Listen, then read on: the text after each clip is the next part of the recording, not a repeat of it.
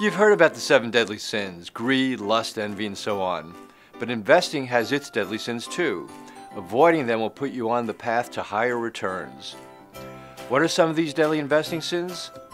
Let's start with giving into fear. Following the 2008-2009 stock market meltdown, many investors abandoned stocks for the seeming safety of such things as bonds and money market funds. But what the typical investor sees as risk is really volatility, the normal day-to-day swings in the market.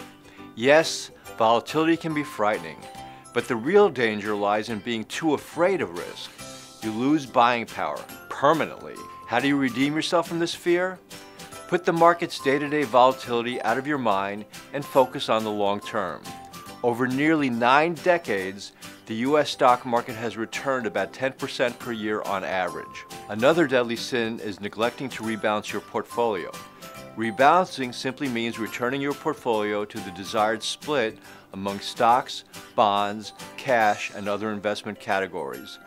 Following 2013's spectacular stock market performance, for example, your portfolio almost certainly ended the year with a higher percentage in stocks than it had at the start of the year.